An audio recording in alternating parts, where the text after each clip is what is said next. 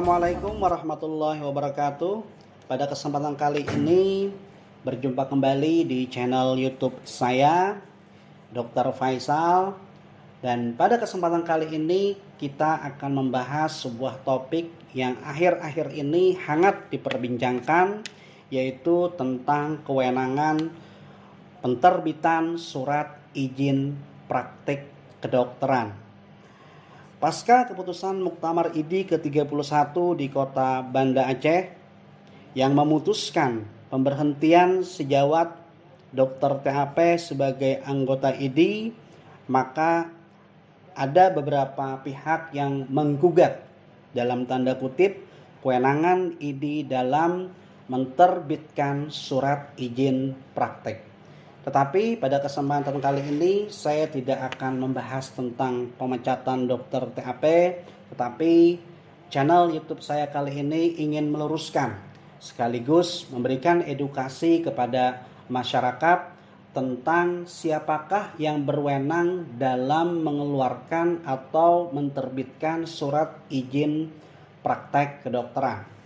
Mari kita lihat aturan hukumnya, yaitu Undang-Undang Nomor 29 Tahun 2004 tentang Praktik Kedokteran. Pasal 1 ayat 12 Undang-Undang Nomor 29 Tahun 2004 tentang Praktik Kedokteran. Organisasi profesi adalah Ikatan Dokter Indonesia untuk dokter dan Persatuan Dokter Gigi Indonesia untuk dokter gigi.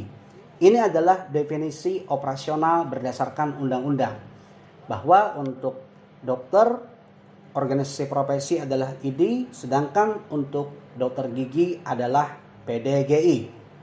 Kemudian Undang-Undang Nomor 29 Tahun 2004 tentang Praktik Kedokteran pasal 36, setiap dokter dan dokter gigi yang melakukan praktik kedokteran di Indonesia wajib memiliki surat izin praktik atau yang kita kenal sebagai SIP.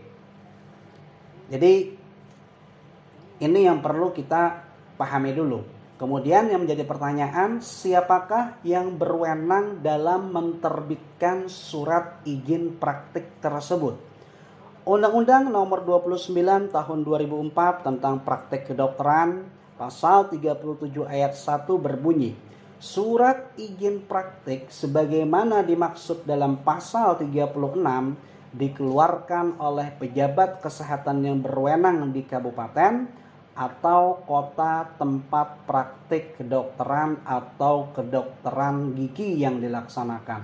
Artinya apa? Sejak dulu bahwa kewenangan dalam menerbitkan SIP, surat izin praktik, itu ada di Dinas Kesehatan, baik kota maupun provinsi. Bukan kewenangan ID dalam hal menerbitkan SIP. Itu yang perlu kita catat. Sehingga kalau sekarang ramai-ramai pasca Muktamar ID ke-31 di Banda Aceh kemarin, bahwa akan melakukan amputasi kewenangan ID dalam hal menerbitkan SIP, memang ID tidak memiliki kewenangan dalam hal menerbitkan SIP. Dari dulu memang itu adalah ranahnya pemerintah. Ini yang harus kita luruskan. Kemudian pasal 38 ayat 1 Undang-Undang Nomor 29 Tahun 2004 tentang Praktik Kedokteran berbunyi, untuk mendapatkan surat izin praktik ataupun SIP tersebut sebagaimana dimaksud dalam pasal 36, dokter atau dokter gigi harus memiliki rekomendasi dari organisasi profesi. Jadi sebetulnya peran organisasi profesi dalam hal ini adalah ID maupun PDGI hanya memberikan rekomendasi kepada pemerintah,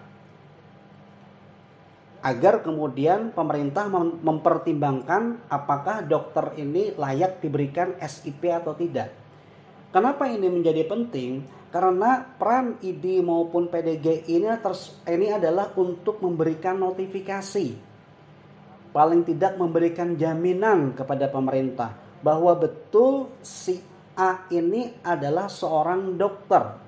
Selama ini etikanya bagus, selama ini tidak ada permasalahan hukum. selama ini ijazah yang dia pakai itu betul-betul ijazah asli. Jangan sampai nantinya dokter yang berpraktik ini adalah dokter gadungan, menggunakan ijazah palsu. Yang mengetahui bahwa si A ini adalah dokter ahli jantung, ahli saraf, kemudian ahli bedah, yang tahu ya adalah organisasi profesi. Tidak mungkin selain organisasi profesi dalam hal ini adalah ID. Yang kenal, yang tahu, yang dapat melakukan verifikasi ataupun keaslian ijazah yang dia miliki adalah organisasi profesi.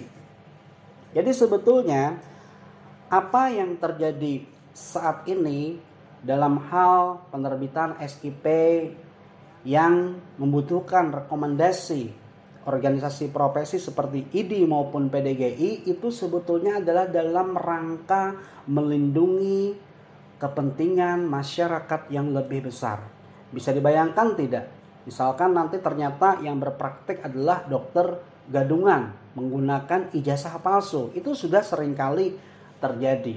Jadi sebetulnya apa yang dilakukan ID saat ini adalah semata-mata menjalankan Undang-Undang Praktek Kedokteran Nomor 29 Tahun 2004 untuk melindungi hajat yang lebih besar. Jadi jangan sampai hanya karena masalah pemecatan dokter TAP ini kemudian kita merusak sesuatu yang lebih besar, merusak tatanan yang sudah sangat baik kita lakukan hanya karena satu orang. Masalah pemecatan dokter TAP itu adalah masalah hal yang lain, tetapi dalam hal kewenangan SIP ini dalam rangka melindungi hajat hidup orang yang lebih banyak. Demikian edukasi yang bisa kami berikan, mudah-mudahan dapat memberikan pencerahan baik untuk masyarakat, pejabat, maupun anggota DPR ataupun yang lainnya. Demikian, wassalamualaikum warahmatullahi wabarakatuh.